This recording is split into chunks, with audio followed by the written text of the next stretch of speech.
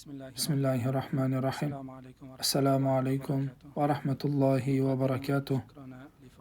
Ustozimiz fazilatli shayx G'asson Harun hafizahullohga bizni da'vatimizni qabul qilganliklari uchun tashakkurimizni izhor qilamiz va ustozdan bugungi kunda ilm talab qilishlik va uni boshqalarga o'rgatishlik haqida ikki og'iz nasihat qilishliklarini iltimos qilamiz.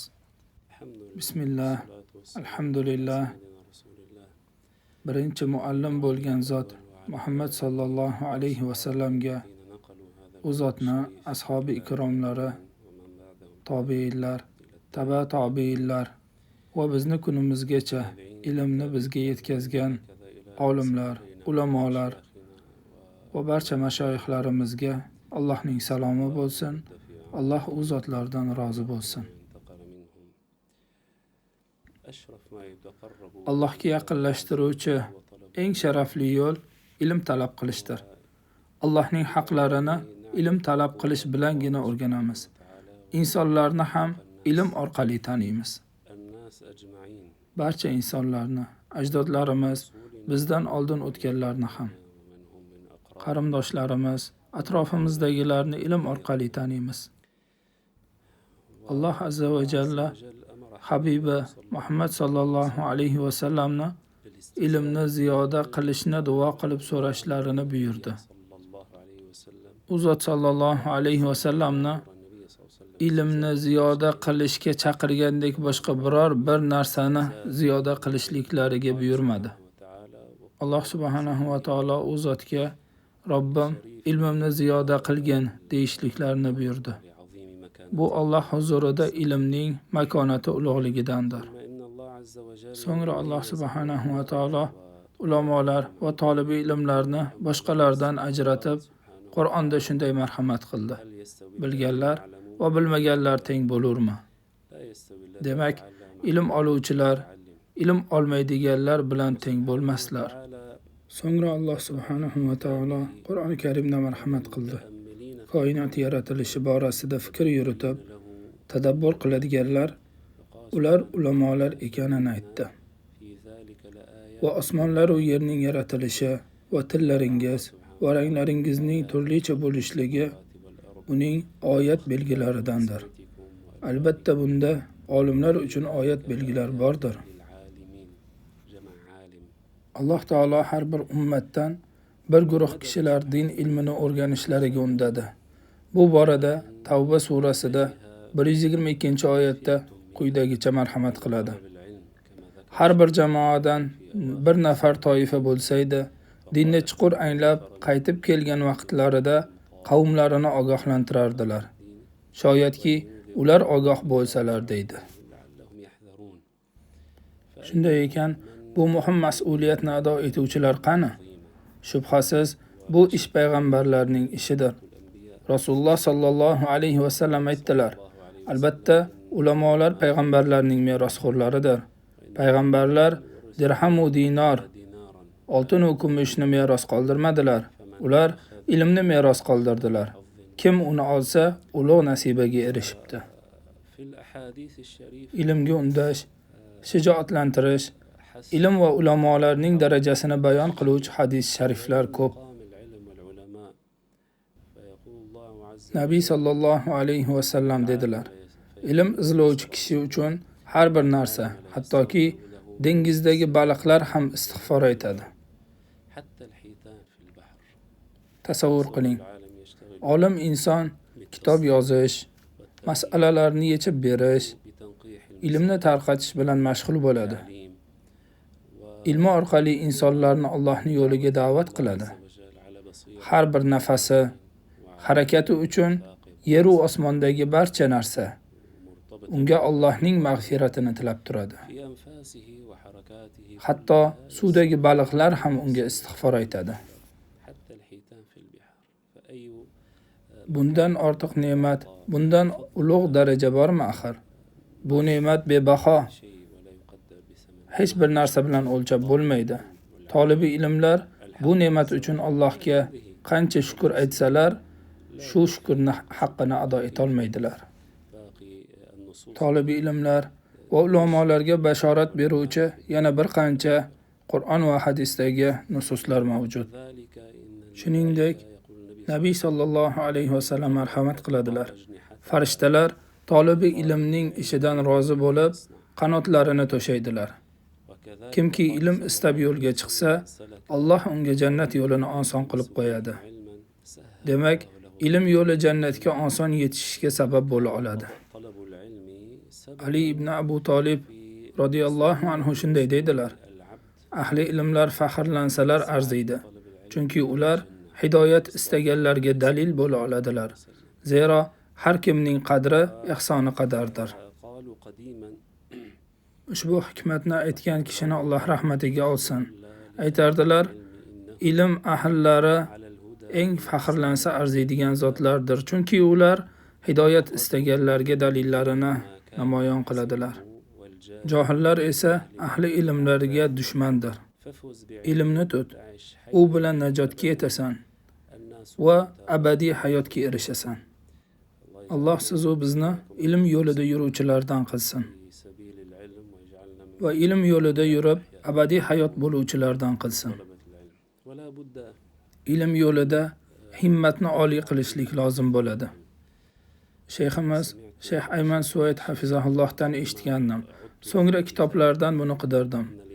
Imom Jazariy rahmatullohi alayh o'zlarini Munjidul Muqridin kitoblarini avvalida quyidagi iboralarni aytadilar. Aytadilarki, nima ham deyishim mumkin? Ya'ni u kishi taajjublanib, hayron qolib aytayaptilar, nima ham deya olaman? Nima ham deya olaman? Agar ilm olishlikda nuqsonga yo'l qo'ysa tolibi ilm, ya'ni ilm olishlik yo'lida yoki ilmni da'vo qiluvchi insonlar o'rtaga chiqqan holatda nima ham deya olaman? Ilmlar nuqson bilan olinsa, albatta ular o'ladi. Nima ham deya olaman? Agar himmatlar past bo'ladigan bo'lsa, ilmlar o'ladi. Dunyo matohlariga hamnafas bo'lib, ya'ni dunyo matohlariga chalg'ib, tolibi ilmlarni oliy darajalar, payg'ambarlarga eng yaqin bo'lgan tolibi ilmlik yo'lidan mahrum qiladi. Modomiki bu payg'ambarlar, siddiqlar va shahidlarning yo'llari edi. Imom la havla va la quvvata illa billah deb bu holatdan alamlanadilar. Shayxlarimizdan eshitgandik, muhaddis Sham bo'lgan Shayx Badruddin Hasaniy rahmatullohi alayh aytardilar. Ey birodarlar, bizga tolib ilmlarni olib keling. Tolib ilm xohlaymiz. Xuddi shunday derdilar. Chunki ummat faqatgina tolibi ilmlar bilangina tiriladi. Ilm bilan ummat gullab yashnaydi. Jamiyatda ilm talab qilishning o'rni juda katta bo'lishi kerak. Ammo johillar bunga qarshi turishadi. Jaholat ilmni kechiktirishlikka, ilmni o'zlashtirib olishlikka do'stdir.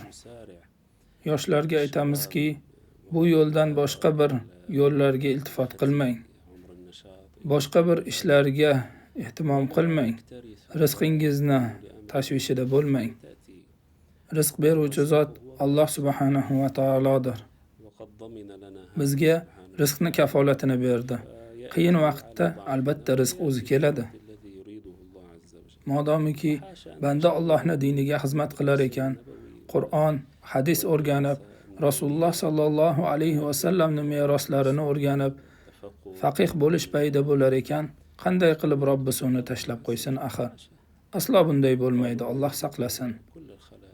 Robbimiz barcha mavjudotlarni rizqlantiradi, hatto g'ayri dinlarni ham. Qanaqasiga tolibi ilmni mahrum qiladi? Ahli Qur'on, ahli hadislarni-chi?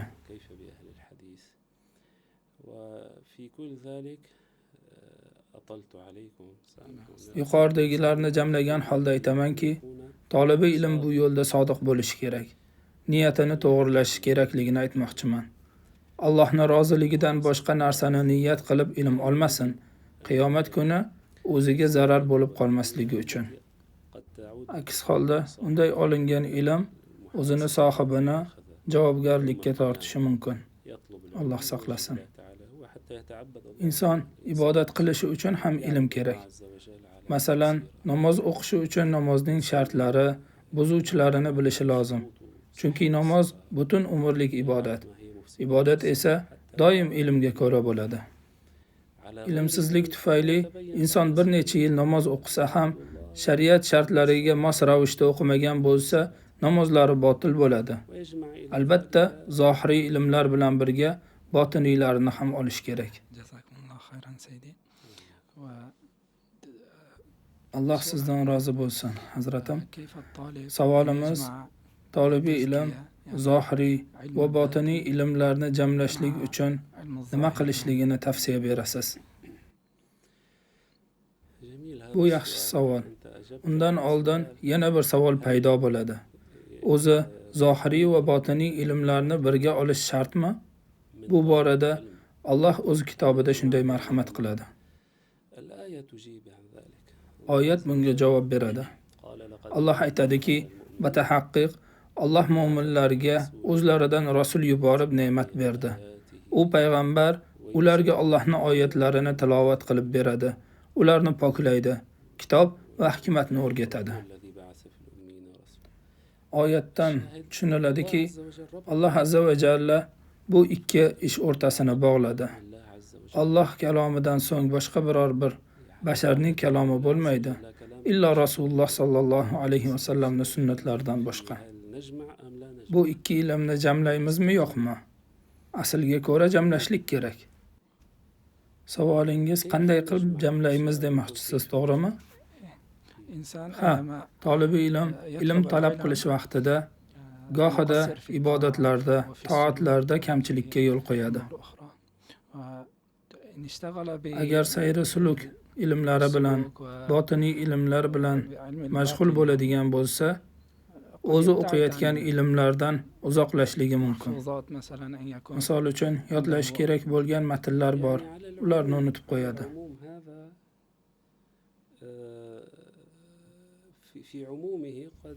Agar umumiy tashqi holatga ko'ra baho beradigan bo'lsak, muammolar keltirib chiqarishligi mumkin. Lekin uning xos jihatlariga e'tibor beradigan bo'lsak, tolibiy ilmga xos jihatlari nima? Masalan, tolibiy ilm masalalarni o'rganishligi tasbih, kitob mutolaa qilishi esa zikr o'rniga o'tadi.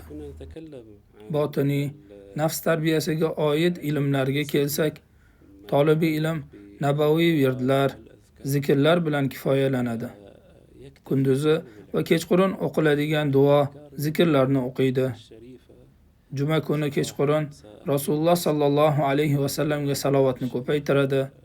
Juma kunduzlari ham salovatlar aytadi, Qur'on tilovat qiladi. Bajaradigan tilovatini miqdorlari ham tolibiy ilmga munosib o'laroq bajariladi. Undan ortiq amallarni qilish uchun boshqa sabab bo'lishi kerak. Tolibiy ilm esa ko'proq tahsilga muhtoj bo'ladi. Agar katta musibatga yo'liqsa, vasvasaga tushadi. Duo va virdlarni ko'paytirish kerak bo'ladi. Boshqa paytlarda esa aksar vaqtini ilm tahsil qilishga sarflashligi kerak. Gohida tashqi ta'sirlar sababli qalbida siqilish hosil bo'ladi. Gohida qandaydir qiyin vaziyatlarga tushib qoladi. Mana shu o'rinlarda ba'zi virdlardan ziyoda qilishligi kerak bo'ladi. Bundan ham qiyin holatlarga tushib qoladigan bo'lsa, bu holatlarni muolaja qiluvchi mutaxassislar bor. Ana o'shalarga murojaat qilishligi kerak bo'ladi. Savolning asosiga keladigan bo'lsak, bu ikki zohiriy va botiniy ilmlarni jamlashlik aslida jamlashlikni istagan inson uchun osondir. Tolibiy ilm bo'lgan inson bu ikki zohiriy va botiniy ilmlarni jamlashlikka bo'lgan rag'batida sodiq bo'lishligi kerak. Yana bir narsada tahaqquq topishligi kerakki, bu oliy himmatlik. Shogirdlarimizdan birlari, u aqliy ilmlar bilan shug'ullanadigan ustozlardan biri. U bir marotaba tazkiya ilmi haqida so'radi mendan. Aytdiki, savoli shunday edi. Agar bir kishi tazkiya ilmi bilan chuqur shug'ullanadigan bo'lsa, boshqa ilmlardan uzoqlashib ketadi. Shunday emasmi dedi. Men unga aytdimki, sen ko'rayotgan holatlaringdan namuna olib, boshqalarga hukm qilmagin. Agar sen bu ikkisini o'rtasini jamlashlikni istasang, bu ishni bajarsa bo'ladi. Bu uchun haqiqiy rag'bat, sodiqlik lozim bo'ladi. Va ikkinchisi, juda oliy himmat kerak bo'ladi.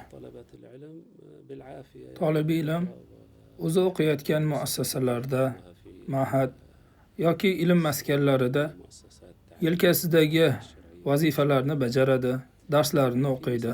Mana shu holatda ham unda qo'shimcha vaqtlar bo'ladi albatta. Vaqt ko'p-ku axir. Mana shu holatda biz aytamizki, bor, tazkiya ilmini ko'proq o'rgan, chuqurroq o'zlashtir. Yana bir masala, tazkiya bu faqat virdlardan, zikrlardan iborat emas. Bu muhim masaladir. Tazkiya o'z asli nima? Tazkiya ilmini bir qancha ta'rifotlar bilan ta'riflashgan. Mana shu ta'riflardan u odob ilmidir. Aytganlarki, senda odobing ziyoda bo'lsa, sendagi tasavvuf ham ziyoda bo'libdi. Yana ba'zilar tasavvuf qalblarni muroqabasi ilmidir deganlar. Qalblarni Alloh rozi bo'lmaydigan narsalardan tozalashlik ilmidir. Bu ilmni o'rgangan insonda haqiqat, boshqalarni yomon ko'rishlik, boshqalarga kibr qilishlik, boshqalarga hasad qilishlik bo'lmaydi. Mansab talashishlik, masalan, meni o'rtaga chiqarishdi, so'z berishdi yoki orqaga o'tkazib qo'yishdi. Tolibi ilm bu narsalardan uzoq bo'lishligi kerak. Bu zikr qilganlarimizni jamlab aytishimiz mumkinki, tolibi ilm bir murabbiy, uni tarbiyalovchi murshidga ehtiyoj sezadi. Tolibi ilm o'z nafsini tarbiyalovchi bo'lsa, bu yo'lda unga to'siqlik qiladigan, uni chalg'itadigan narsalar bo'ladi. Buni yengishda faqatgina murshidi komil yordam bera oladi. U shayx, ya'ni murshidi komil, xuddiki bir tabibga o'xshaydi. Xuddi jismoniy kasalliklarda ro'y beradigan bir holatdagidek. Masalan, inson o'z jismida kasallik, qandaydir charchoq, og'riqni his qiladi. Mana shu holatda tabibga borsa, tabib birgina tashxis bilan uni holatini isloh qiladigan dorini tavsiya qiladi. So'ngra mana shu dorini haligi inson iste'mol qiladi, hattoki mana shu bilan shifo topadi. Endi siz ana o'sha tabibni oldiga borsangiz, tavsiyasini olsangiz-ku, yozib bergan dorisini iste'mol qilmaydigan bo'lsangiz, hech bir foyda olmaysiz. Murabbiy bo'lgan shayx ham xuddi shunday. Uni oldiga borganingizdan so'ng, u sizga yaxshi tavsiyalar beradi. U qalbi nurlangan, solih insonlar uni solih ekanligiga guvohlik bergan bir murabbiy bo'lsa agar, Alloh unga sizni isloh qilishligi uchun ba'zi bir ilmlarni o'rgatgan bo'ladi. U sizda hosil bo'layotgan bu qalb kasalliklarini osonlikcha muolaja qiladi. Ko'p tolibiy ilmlar bu narsalardan g'ofildirlar. Hammasi demaymiz, lekin ko'pchiligi bu ikki ilm, ya'ni ikki bosqich, ya'ni ilm talab qilishlik va tazkiya. Bundan g'ofil qoladilar. Aytishadiki, tazkiya bu ilmga amal qilishlikdir. Tolibi ilm bu yo'lda, sayri suluk yo'lida yurib ketar ekan, u Alloh taoloning ubudiyati yo'lida mutahaqqiq bo'lishlikni, buni tamomiga yetkazishlikni istaydi. Bu yo'lda shayton va nafs unga to'sqinlik qiladi. Bu dushmanlar butun vujudda, borliqda uning misli bo'lmagan dushmanlardir. Bu yo'lda unga kim yordam beradi? Bu dushmanlarni yengishlikda bir qancha marhalalar bo'ladi va bir qancha sabablar bor. Mana shu sabablardan murabbiy bo'lgan, tarbiyalovchi bir shayx. Zikr qilishlaricha, o'z zamonasining qiroat olimlaridan bo'lgan Shayx Muhiddin Kurdi, Abul Hasan Kurdi rahmatullohi alayh, u zot qiroat imomlaridan, Qur'on ilmi mutaxassislaridan va umrlarini mana shu yo'lda sarflaganlar. O'zlari davrlaridagi bir tazkiya ulamolari, murabbiylaridan birlarini oldilariga borib, bu yo'lda oxirat ilmini, sayri sulukida yurishlikni istayotganliklarini aytibdilar. Va yana aytibdilarki, menda bir qancha darslarim, bir qancha vazifalarim bor. Nima qilay desalar, haligi shayx, seni virding Qur'oni Karim debdilar. Haqiqiy murabbiy, tarbiyalovchi bo'lgan shayx muridlarni, tolibi ilmlarni qanday tarbiya qilishlikni va ularni Alloh huzuriga eltishlikni biladi. Nimaga bu ikkisini talab qilamiz? Ya'ni tazkiya va ilm, bu ikkisini nima uchun jamlashlikka harakat qilamiz? Ilmni o'zi kifoya qilmaydimi? Ilm lazzati bor, halovatli ajib bir narsa. Albatta ilm olgan kishi, tolibi ilm gapirsa yoki biror masalaga yechim bersa, atrofdagilar uni maqtaydi, unga hurmat ko'rsatishadi.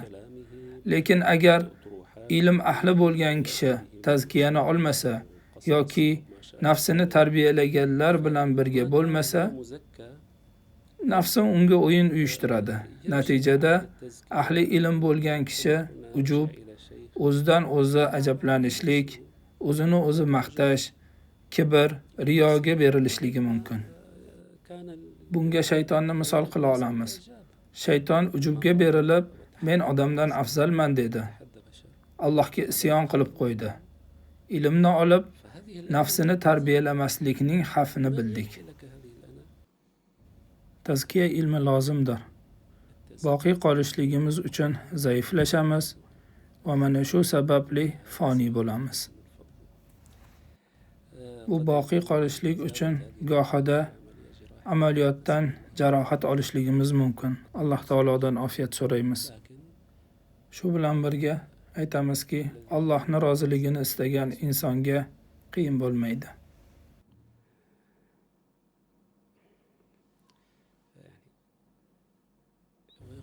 Gohida amaliyotdan hosil bo'ladigan jarohatdan ham qattiqroq og'riqlar bo'lishi mumkin. Jismoniy amaliyotda ba'zi og'riqlar bo'ladi, to'g'ri.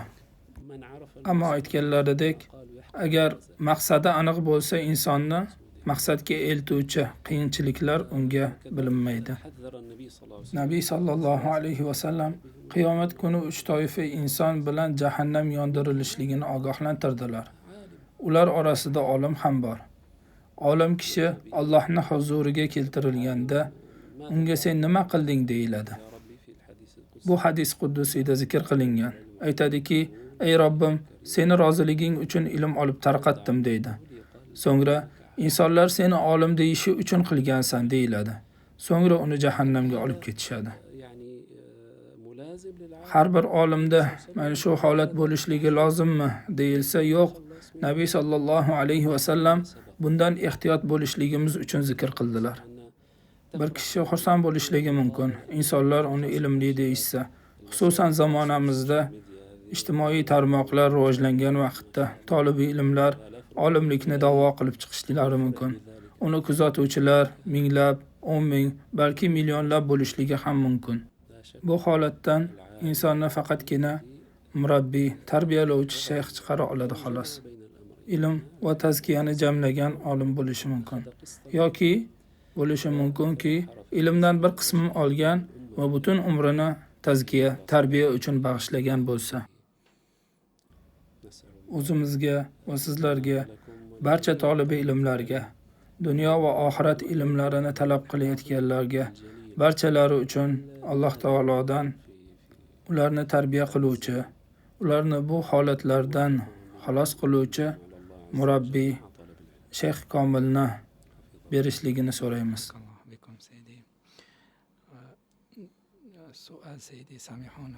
Rahmat. Alloh sizdan rozi bo'lsin, Hazrat. Keyingi savolni berishga ruxsat bersangiz. Ilm va amalda himmatni oliy qilishlik sabablari haqida so'ramoqchimiz. Birlamchi sabablardan bu Allohga duo va tazarru qilishlikdir. Allohning yordamisiz banda quvvati yo'qligini e'tirof qilishi, la havla va la quvvata illa billah deyishi faqat til uchida emas, balki butun vujudi bilan aytishligi, bu kalimalarni aytayotib nafsiga qaraydi. Haqiqatda Alloh yordam bermasa, kuch ham, quvvat ham yo'qdir. U asliga qarashligi kerak bo'ladi. U oldin hech narsa bo'lmagan. Shayximiz Shayx Mahmud Durra hafizahulloh aytadigan ajoyib hikmatlardan Ahmad ar-Rifoyi hazratlariga aytilganki, insonni Alloh yo'qdan bor qildi. U yo'q bo'lgan, oldin hech narsa bo'lmagan. Bunga dalil Alloh taoloning quyidagi oyatidir. Dar haqiqat insonga u esga olinadigan narsa bo'lmagan bir zamon kelmadimi? Inson surasi. Inson surasini boshida zikr qilinadi bu. Aytish kerakki, men ilmni, ilm ahllarini yaxshi ko'raman. Nabaviy merosni, buni ko'tarib yurgan zotlarni yaxshi ko'raman. Lekin menda bunga hech qanday kuch ham, quvvat ham yo'q. Menda mana shu darajalarga yetishlik uchun himmatni, ilmni hosil qilgin ey Alloh. Meni mana shu darajalarga yetkazgin deb Allohdan so'rashlik kerak. Bu birinchi bajariladigan amal. So'ngra bajariladigan amallardan yana biri oxiratni unutmaslik kerak. Oxiratni doim eslab turishligi kerak. Oxiratni doim eslab turishligi uchun yordam beradigan narsalardan eng muhimlaridan bu dunyo ahllaridan uzoqroq yurishlik. Ular bilan shar'iy bir foyda hosil qilishlikdan boshqa amallar uchun bordi keldi qilmaslik kerak. Ulardan iloji boricha uzoqroq bo'lish kerak. Har qanday holatda ham dunyo ahllaridan uzoqroq bo'lib, faqatgina kerakli miqdorda ular bilan muloqot qilishlik kerak. Masalan, tijorat ilmiga ehtiyojingiz bor. Tijorat ilmini mutaxassisi bo'lgan insonlar bilan 1,5-2 soat o'tirishlikni o'zi kifoya qiladi. Ulardan kerakli ma'lumotlarni olib, so'ngra uzoqlashishlik kerak. Shundagina dunyo ishlari bilan mashg'ul bo'lmasdan ko'proq oxiratni eslaysiz va himmatingiz oliy bo'ladi. Yana himmatni oliy qilishlik, tasavvuf va zohiriy ilmlarni jamlashlik uchun muhim sabablardan biri solihlarning kitoblarini ko'p mutolaa qilishi va fahmlashlikka urinish kerak. Ayniqsa Rabboniy olimlarning siratlari, hayotlarini, qanday yashab o'tganlari haqida izlanishlik kerak. Bunday mutolaa ilm talabi va ruhiy tarbiyani jamlamoqchi bo'lgan talabalarga xos holatdir. Ular mana shu haqida ko'proq izlanishlari kerak.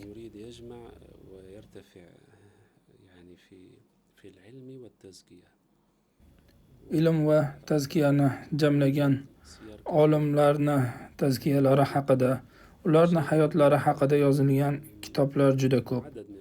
Faqatgina ilm bilan mashg'ul bo'lgan, ilm bilan tanilgan olimlarni emas, yo'q. Siz bergan savolingizga ko'ra, ilm bilan tazkiyani jamlagan olimlarni hayotlarini ko'proq o'rganish, o'qishlik kerak. Sahobalarning hayotlarini ko'proq o'rganib, izlanish kerak. Bundan so'ng yana bir muhim kitob ulug' muhaqqiq olimlardan bo'lgan Shayx Abul Fattoh Abul G'udda rahimahullohning ulamolarning ilm talab qilishdagi sabrlari haqidagi sahifalar deb nomlangan kitoblari. Bu juda ulug' kitob. Kitobda zikr qilingan insonlar o'zlariga o'xshagan insonlar. Ya'ni ulamolarning hayotlarini o'rganishsa, aql bovar qilmas darajada yashashgan ekan deyishadi. Misol uchun, Alloh azza va jalla ularni nima uchun yaratgan bo'lsa, mana shu ish bilan mashg'ul qilib qo'ydi. Ana o'sha ulamolardan Imom Quduriy 5-asrda hijriy 5-asrda yashab o'tganlar. Bilamizki, u kishi yozgan muxtasar kitoblari Hanafiy mazhabi olimlari nazdida kitob deb nomlanadi. Ya'ni qachonki kitob deyilsa, Imom Quduriyning Muxtasarul Quduriy kitoblari nazarda tutiladi. U zotni siratlarini o'qisangiz, u kishi Qur'onni o'ta ko'p tilovat qiluvchi zot edilar deya ta'riflashadi. Ilm u kishini tilovatdan to'smagan yoinki tilovat ilmdan chalg'itmagan.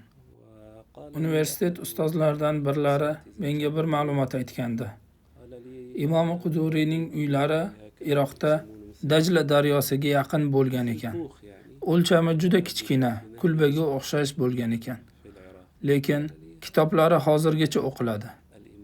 Bir necha sharh yozilgan. Xuddi Lubob kitobining muallifi Shayx Abdulg'oniy al-Maydoniy ham shu kabi edilar. Javhara kitobi muallifi ham va shu kabi qancha ulamolar. Subhanalloh, ilm va tazkiyani jamlagan olimlar hatto naflni ham buyuk ibodat sifatida ko'rishgan. Bu aytganlarim himmatni oliy qilish sabablari ichiga kiradi. Bu mavzuda oxirgi nasihatimni aytaman. Oliy himmat bo'lishlikni istaysizmi? Oliy himmat egalari bilan ko'proq suhbatdosh bo'ling. Menga do'stingni ayt, senga kimligingni aytaman. Do'st da'vatchidir deyishganidek, ahli ilmlar va tolibi ilmlarni ko'rdik. Ular orasida mashaalloh oliy himmatlari ham bor. Ozgina bilan kifoyalanganlari ham bor. Va yana shunday tolibi ilmlarni ko'rdik, oliy himmat egalari bilan birga bo'lishdi, ularni sohib tutishdi. Yana ba'zi tolibi ilmlar o'zlariga o'xshagan, ya'ni u qadar ilmga qiziqmagan tolibi ilmlar bilan birga yurishdi. Oshirib yuborishim mumkin, lekin ikki toifa orasida menimcha Mag'rib va Mashriq orasidagi masofachalik farq bo'lsa kerak. Oliy himmat egalari kichik yoshlardanoq o'z zamonasining yetuk ulamolari bo'lib yetishishdi. Boshqalar nazdida esa ilm oddiy. Yurtimizdagi tolibi ilmlardan biri menga bir voqeani aytib bergandi. U hozir ustoz, atrofida bir qancha talabalari bor. Yurtimizda falon va falonchilar suhbatimdan manfaat olishdi. So'ngra ular yurtimga ilm talab qilish maqsadida kelishgan edi. Ularda himmat o'ta baland edi. Suhbatdan foyda olishdi. Faqatgina suhbatni o'zi bilan oliy himmat egalariga aylanishdi. Oliy himmat egalari bilan birga bo'l, so'ngra sen ham oliy himmat egasi bo'lasan. Alloh sizni yaxshiliklar bilan mukofotlasin, Hazrat. Va oxirgi savol, O'zbekistonga bo'lgan safaringiz haqida ko'p birodarlarimiz bilishmoqchi edi. Biz ham bilishlikni istaymiz. Aslida men o'zi juda ko'p safar qilmayman. Bu Alloh yo'lida do'st tutingan birodarlarimizni ziyorat qilish uchun edi. Ziyoratga borishimizni ko'p marta takrorlashdi. U yerda juda ko'plab ulamolarni qabrlarini ham ziyorat qildik. Jumladan Imom Muturodiy. U kishi o'z zamonalarining ahli sunna e'tiqodidagi buyuk allomasi bo'lganlar. Shuningdek, Imom Buxoriy, u kishi Buxorodan bo'lsalarda, qabrlari Samarqandda. U kishi Samarqandda vafot etganlar.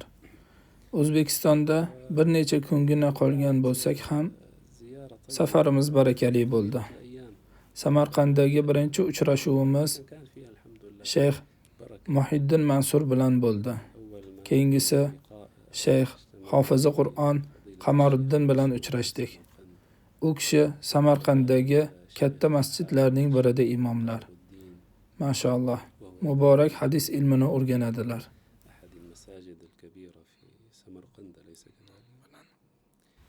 Va mashaalloh suhbatimiz ba'zi hadislar atrofida aylandi. Hattoki men Shayx Muhiddin Mansur domladan ham biroz hajolat bo'ldim. Bizdan yoshda va ilmda ustun ekanlar. Biz bilan birga o'tirgan kishilar orasida muzokara qildilar, tarjimonlik qildilar. Tavoziga dalolat qiluvchi holatlar bo'ldi. Odatda ovqat ustida bo'ladigan suhbatlardan ba'zi nasihatlar qildik. U kishi bo'lsalar, bizni suhbatimizni tarjima qilaman dedilar. Bu albatta yurtingizdan bo'lgan ulamolarni tavozilariga dalolat qiladi. Men esa hajolat bo'ldim.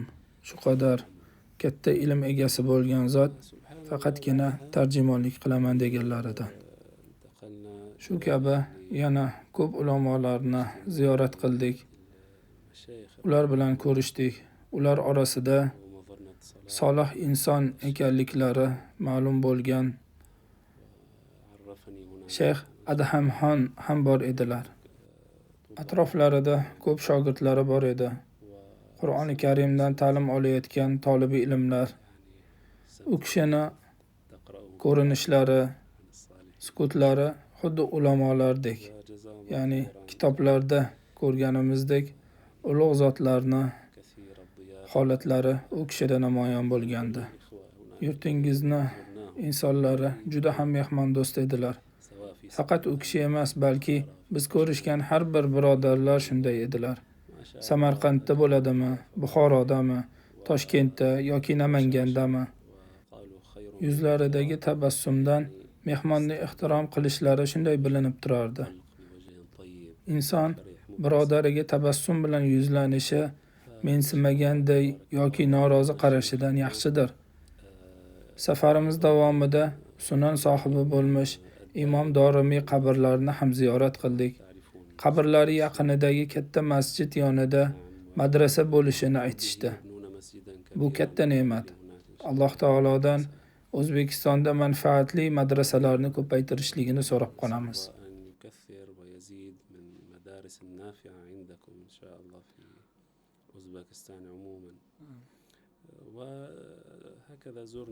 Shuningdek, Buxoroda Mavlono Shayx Abdulxoliq G'ijduvoniyni ham qabrlarini ziyorat qildik. Undan keyin bizni Buxorodagi Mir Arab madrasasiga olib borishdi. Madrasa qurilishi, tarixi haqida so'zlab berishdi.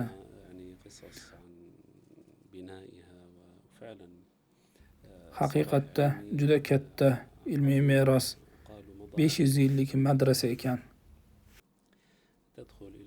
Madrasaga kirishingiz bilan madrasani haybatidan uni 4 qavatli katta bino deb o'ylaysiz. Madrasa xonalari joylashuvi, ketma-ketligi, Qur'oni Karim suralari ketma-ketligiga o'xshaydi. 114 ta xona bor ekan. Ko'plab talabalarni yetishtirgan ustozlar dars berishar ekan. Qorilarni ismi esimdan chiqdi. Hofizi Qur'on bo'lib yetishib chiqqan va o'sha madrasada ustoz bo'lib dars berayotgan tolibi ilmlar ham bor ekan oralarida.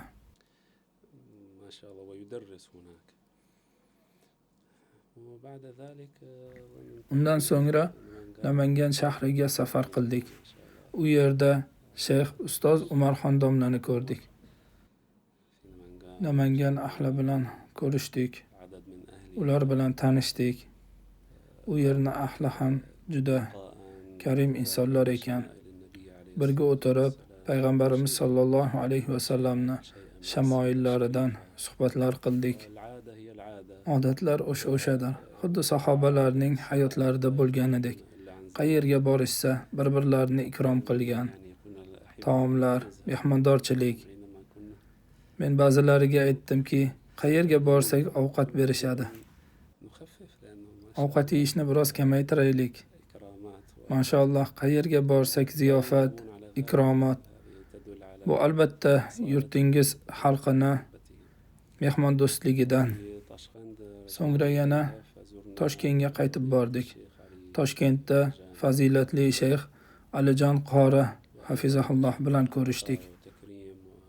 Mashaalloh, Ular ham bizni Toshkentda tashrifimizni bayramdek kutib olishdi. Shayx Ali Misrda bir muddat yashab, juda buyuk shayxlarda ta'lim olgan ekanlar. Qur'on ta'lim berish, insonlarni irshod qilish va dars berishni boshlagan ekanlar. Din borasida insonlarga katta yordam, ko'mak berib kelayotgan ekanlar. So'ngra Qarshi shahriga yo'l oldik. U yerda Shayx Faydulloh bilan ko'rishdik. Sizlar Fayzulloh bobo deysizlar, to'g'rimi? Shayx Fayzulloh, mashaalloh, yoshlari juda katta va biz ko'rishganimizda yonboshlagan holda edilar. Bu yoshlari ulug'ligidan. U zot bilan salomlashib, ko'rishganimizdan so'ngra va hol ahvollari haqida so'raganimizdan so'ngra siz qayerdan keldingiz deb so'radilar. Biz Istanbuldan dedik. So'ngra sahoba Abu Ayyub al-Ansori roziyallohu anhu qabrlari joylashgan shahardan kelibsiz dedilar. O'zbekcha gapirayotganga o'xshamadilar. Forscha gapirayotgandek edilar. Oldilaridagi shogirdlari u kishiga tarjima qilib berayotgan edi. Shayx o'zlari yoshliklarida hofizi Qur'on va qiroatlarni jamlagan ekanlar. So'ngra savolingiz bormi deyishdi. U kishidan Allohga yetish yo'llari qanday deya so'radik. O'sha vaqtda xayolga birinchi shu savol keldi. Shayx yig'lay boshladilar. Keyin qattiq yig'ladilar. Alhamdulillah, duolarini olib qaytdik. Nasaf hozirga qarshi Kitob shahridan ham o'tdik. U yerda ham ustozlar bilan ko'rishdik. Istagimiz Xorazm, Termiz va boshqa muborak shaharlarni ziyorat qilish edi. Shuningdek, Samarqand ham shular jumlasidan.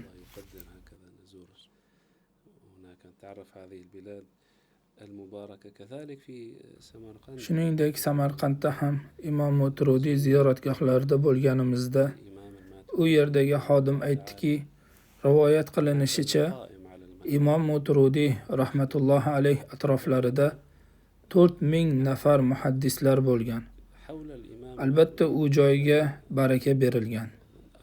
Maqbara atrofida arabcha shahidlar, muhaddislar ismlari yozilgan. Bu sizlardagi ummatning tarixiga dalolat qiladi.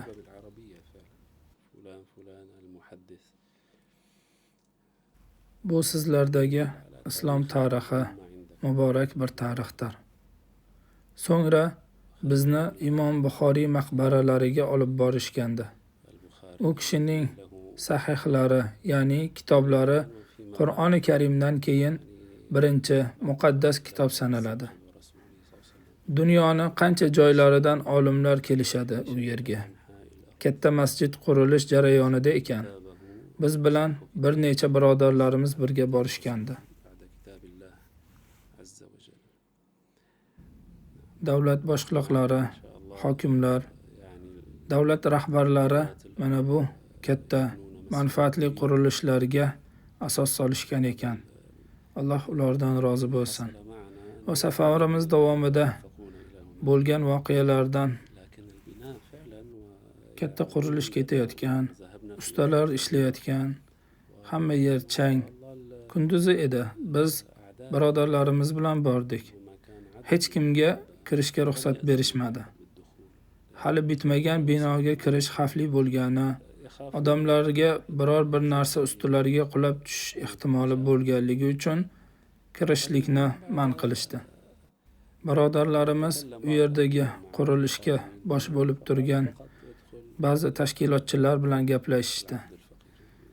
Lekin ular boshqalarga kirishga ruxsat yo'q, faqatgina mehmonni kirgazishligimiz mumkin deyishdi. Boshimga xavfsizlik kaskasini kiygazib ichkariga olib kirishdi. Imom Buxoriy majmuasida tolibi ilmlar tahsil oladigan madrasa ham bor edi. Biz borgan kunimiz dam olish kuni bo'lganligi uchun ichkariga kira olmadik. O'zbekistonda bir necha ulamolar bilan tanishdik, alhamdulillah. Namanganga borganimizda tog'li hududlarda bo'ldik. Men ko'proq Makka tog'lariga o'xshatdim. Lekin Makka tog'lari quruq bo'ladi. Yurtingizdagi tog'lar ko'kalamzor ekan. Turkiyadagi tog'lar kabi. Alloh ziyoratimizni qabul qilsin. Bu ziyorat Alloh yo'lida birodarlarni ziyorat qilishlik uchun bo'lgandi. Birodarlar bilan uchrashib turish bu nabaviy sunnat hisoblanadi. Alloh taolo baraka bersin deb duo qilamiz. Hozir yana bir voqeani esladim. Samarqandda bir joyda bo'lganimizda xufton namozi vaqti kirganiga 1 soat bo'lgandi. Namoz o'qimoqchimiz. Tabiiyki, biz musofir edik. Namoz vaqtida sharoit topolmaslik bu fojia. Lekin bir birodarimiz yordam berishdi. Biz bilan Samarqanddagi imom Shayx Zufar birga edilar. Va shunda bir masjidga dalolat qilib, shu yerda namozingizni o'qib olsangizlar bo'ladi dedilar. U kishida kalit bor edi. Va bizga masjidni, hattoki tahoratxonalarini ham ochib berdilar. Masjidga kirdik. Biz bilan boshqalar ham kirdi. Chiroqlarni yoqishdi. Xuddi kunduzgidek. Bundan ham ajablanarlisi, mikrofonni ishlatishdi. Men aytdim: "Ey Shayx Zufar, hozir kech bo'ldi. Odamlar uxlayapti. Xuftondan 1,5 soat o'tgan bo'lsa ham masjidni ochib beryapsiz. Atrofdagilar qanday tushunishadi?" desam, "Hech qisi yo'q. Qiyomul layl deb tushunishadi" dedilar. Men aytdimki, bu kengchilik, bu katta ne'mat. Buni shukrini ado qilinglar. Kech bo'lganda masjidlarning ochilishi va bu masjidda bir saf to'liq namozxonlar namoz o'qidi. Bu katta ne'mat. Alloh taolodan buni ziyoda qilishligini so'rab qolamiz. Alloh taolo xayrni ziyoda qilsin, ahli ilmlarni ko'paytirsin. Bu shahardagilarni o'zi yaxshi ko'radigan va rozi bo'ladigan ishlarga muvaffaq qilsin. Yuzlarida muhabbat bilan bizni kutib olishgan birodarlarimizni Robbim yaxshiliklar bilan mukofotlasin. Alloh qabul qilishligini so'raymiz. Maqolda aytilganidek, muhib, yaxshi ko'ruvchi inson ikki ko'zidan seziladi. Sizlarni Alloh yaxshilik bilan mukofotlasin. Alloh taolodan qilinayotgan amallarni barchasini o'zi qabul qilishligini so'rab qolamiz. Hazratim, Alloh sizdan rozi bo'lsin. Bu uchrashuvimiz uchun sizga tashakkur aytamiz. Alloh bunday suhbatlarimizni bardavom qilsin.